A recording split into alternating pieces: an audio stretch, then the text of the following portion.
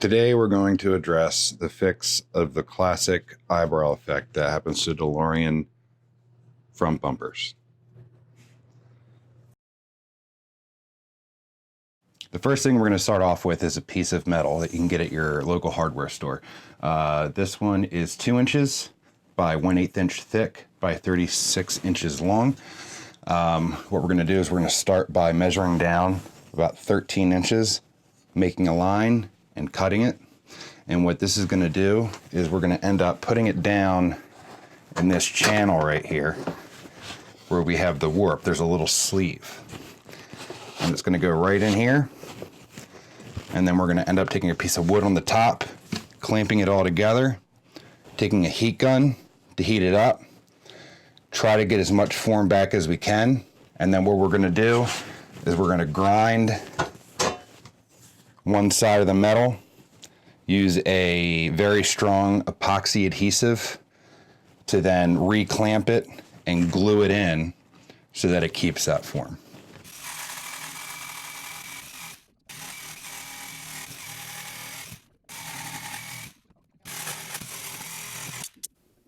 Most of the Delorean forums are using aluminum bar, which is quite all right. But the reason I went with steel is the fact that it's more rigid. Aluminum, even in short lengths, tends to have a pliability with it, where steel doesn't start flexing until you get into longer runs. Yes, the aluminum is anti-corrosive, but as long as you back your plates after installation with an anti-corrosion component such as undercoating or epoxy primer, I see no reason as to why we can't do this. I feel safer using steel. I think it's stiffer, and it's a little bit cheaper.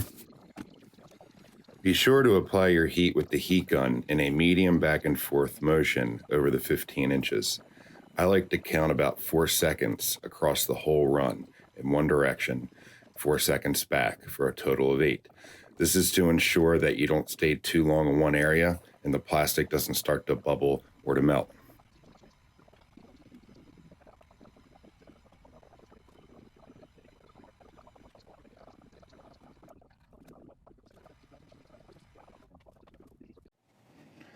Let's take a closer look as to what we got going on here. So that piece of metal, you're just going to kind of find where the warp is. So if you can see on the other side, it's right around in this area. So I just found that warp and I placed the piece of metal in there, shoved it down in that crease as far as I could. It's deeper here than it is here. So it's going to sit kind of on an angle, but make sure you get it shoved in on the deeper side. And then I have the piece of wood clamped all the way down to make it flat. So let's flip this over. You can kind of see what's going on. Now, most of the people I've seen that do this say that you can't get it completely out, but we're going to try our best. And I just ran the heat gun down in that warped area, back and forth to heat it up. And I kind of feel like I have to access the top where I have the wood. So I might do this again with a piece of metal so that when the metal heats up, it transfers the heat down to the plastic on the top edge. So I'm going to take this off in a little bit and see what it looks like. And I'll make a decision from there. So what we've done here is grind the back edge of the plate that we're going to use, as well as this edge right here that's going to go inside that sleeve. I recommend using at least 40 grit. I prefer 36. Same thing I did here in this area. I did 36 grit. You want to etch it up because though the epoxy will give you a chemical bond, you also want some etching in there for a mechanical bond so that that epoxy can seep up in those edges. The first thing, we're going to take our glue, start getting it mixed up through the tip.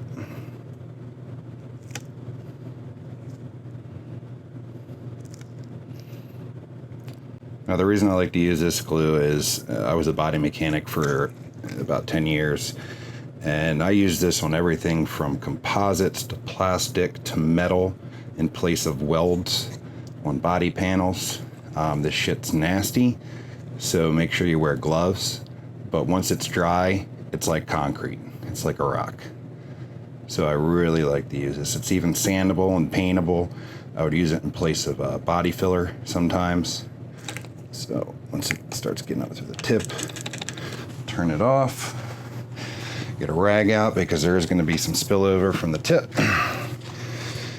Now I have these bands here to kind of keep the bumper tight together. First thing I'm going to do is get this out of the way. I have these on here kind of acting as weights to keep this down. First thing I'm going to do is I'm going to shoot the glue into that sleeve all the way down so that when I slide the plate in, it shoves some of the glue into that area. It's going to fill it up. It is going to gush back out, so there's going to be a lot of cleanup to do. But the more glue, the better, in my opinion. All right, now I'm going to take the glue and I'm going to apply it down the piece of metal.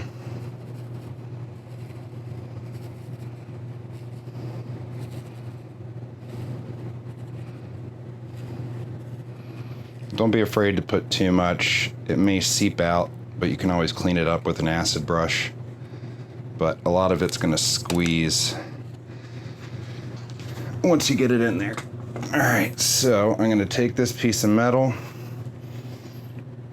and I'm going to put it where my markers are. I'm going to slide it into place.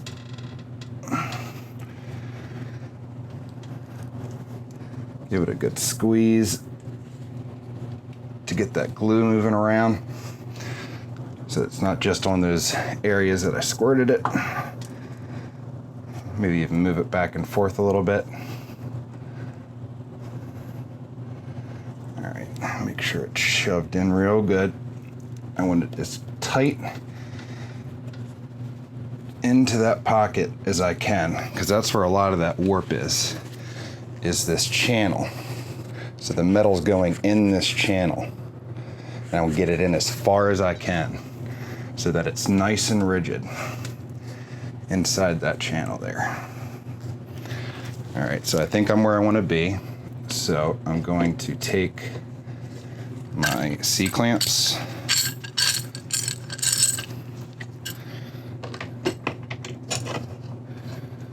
I'm going to put my first one here.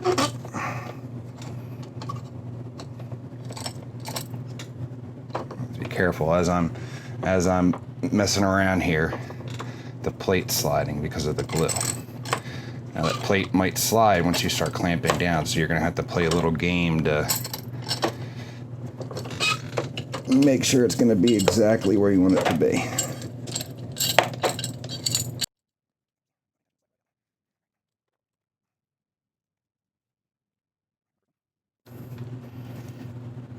Keep checking this plate.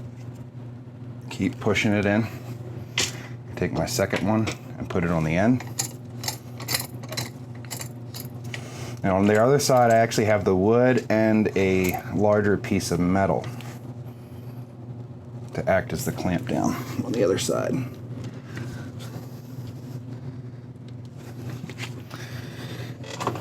Now I'm going to bring one in on the other side.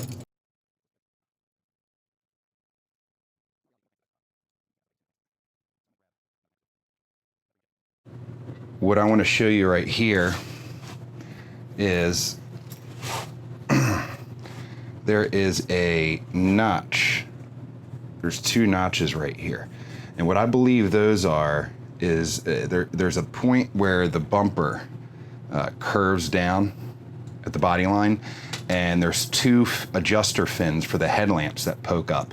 And I believe those are there to accommodate for the protrusion that goes above where the bumper would be. So I made sure that my plate didn't go past. I did 15 inches. I went a little bit past where the grill is, all the way through where the warp was, and stopped right before these little protrusion, or these little divots, if you will. When I took the wood off the top, I noticed that there was a new warp right around this, where this actually curved up. So I'm trying to correct that right now by putting a piece of metal just on the lip here, and then clamping a piece of metal to the top, and then applying some more heat. All right, so here we are about a day later. I took all the clamps off, and as you can see, this thing came out beautifully. I mean, this is way better than I was expecting. This warping down here will actually be supported by the foam absorber. It'll prop it back up once I put the bumper back on. But so you can see, here's where we are now, and this is where we were before. So it's a pretty significant change. What we want is that flat brim going across the top. So I'm gonna go ahead and rinse and repeat on this side, and then we'll get this thing ready for paint. So we've now repaired both sides of the bumper fascia. There's the first one, and here's the second side. It came out pretty good. I'm pretty happy. Nice and flat, well, as flat as I can get it. So what we're gonna do now is we're gonna go over all these spots and kind of blend these out. Anything that's super rough, I'm gonna use 180, and then I'm gonna blend it out with 220. And then my preferred method of sanding prior to paint is always a maroon 3M Scotch-Brite. Some people use 320 sandpaper. I prefer the scuff pad. It's a little easier to get into little nooks and crannies. I just like it. It's always worked for me. I've never had a problem. Helps with the mechanical bond. As you can see, I went a little overkill, but it's always best, especially with metallics, to a plane that you are normally attached to the vehicle. So I want to paint this the way it would sit on a car, so that the metallic reflects correctly. Sorry, I'm a little sick here. So I built this little rig here that holds it up into place, just made out of wood and some brackets and stuff. So this should help me paint it in the correct plane. We're gonna sand the areas we have to, scuff the whole thing, tape off the black. We're going to do a fresh start with a gray sealer, then base coat, then a matte clear coat.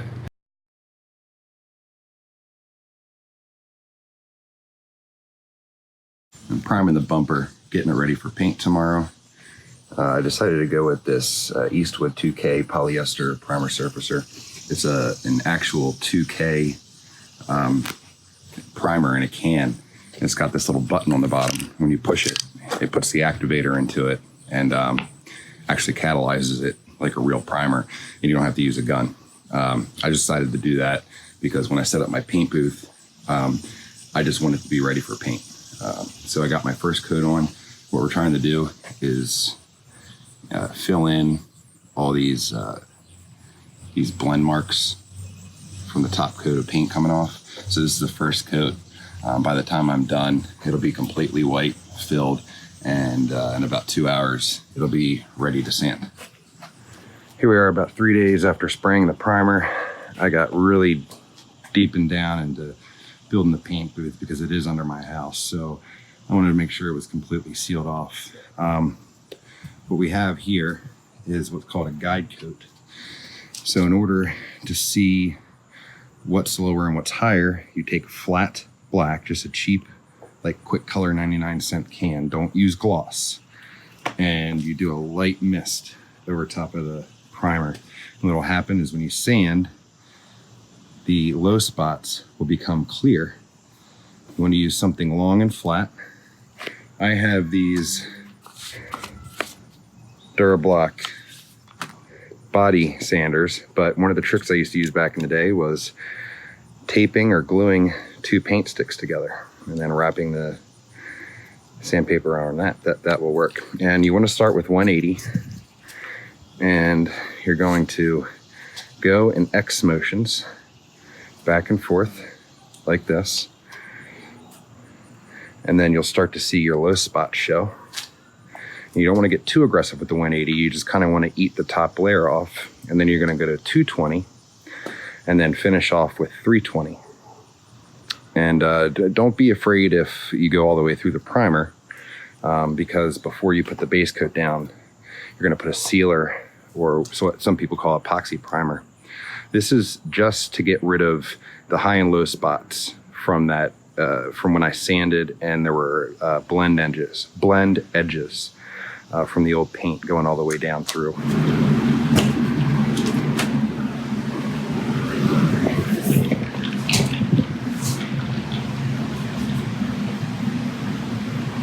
You can see I'm creating a negative pressure situation with the walls pulling out. I have a couple leaks here and there, but nothing major. And here's the exhaust system. One thing that I always do before I take bolts off is I shoot it with a penetrating oil and let it sit. This is so that I can eat through the rust, and it minimizes the chance of studs breaking off when I remove them. When I was taking the valance off, I didn't have the luxury of them just staying in place, and they broke off. So this is where I saw off the top of the studs, grind them off flat, take a center punch, and then drill them out from a small bit, about 1/8, all the way up to 1/4 inch, stepping up slowly in the bit sizes to make sure that I'm accurate in the center. From there, once they're completely removed, we'll put new bolts up through the bottom and glue them into place so that we have new mounting studs.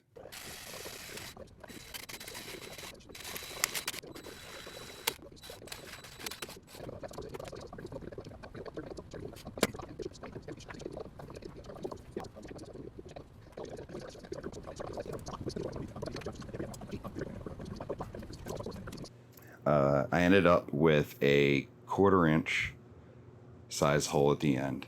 These replacement bolts are 6mm 1.0 thread, and I believe the length is 20 millimeters.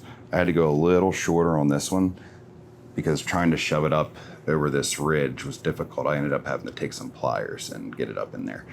But I put some tape over top to prevent any kind of glue coming from the other side, which I don't believe will, because the sides hole I drilled is almost exactly the size that I needed to get these bolts through.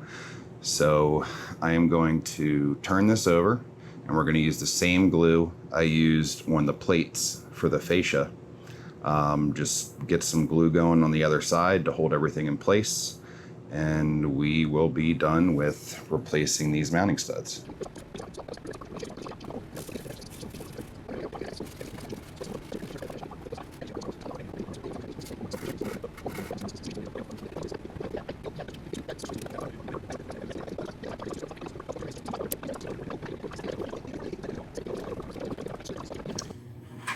Here's our final product.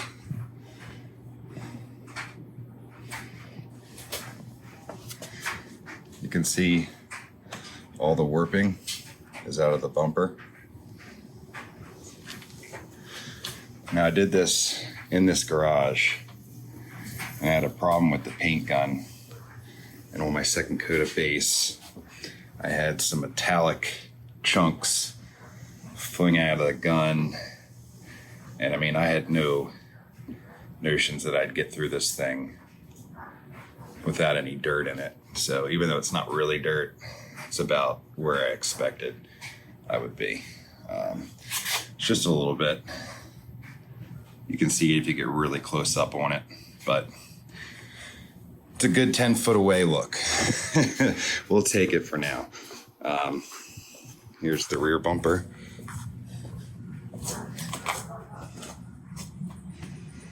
I think the matte clear turned out pretty good. It's not exactly the color. I mean, I worked off a PPG formula straight from Delorean. But I'm happy with it. I like it. I think it looks good.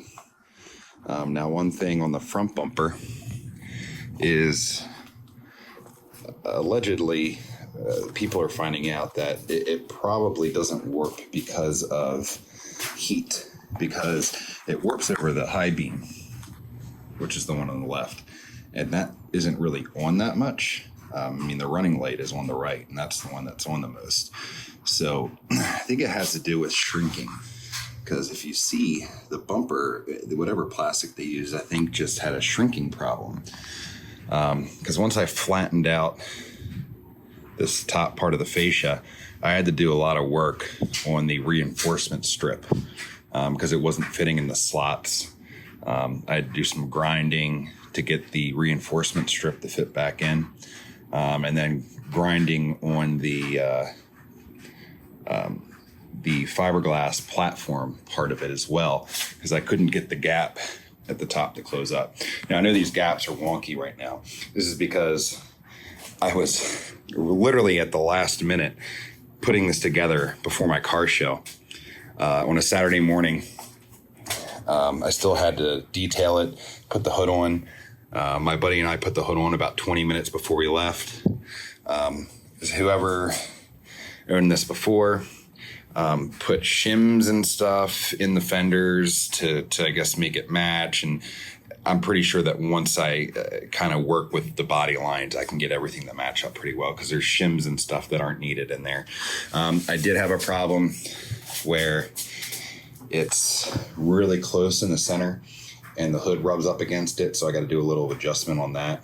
You can see that it's lost a little bit of its curving shape, so it doesn't have a bigger gap on the ends than it does in the center.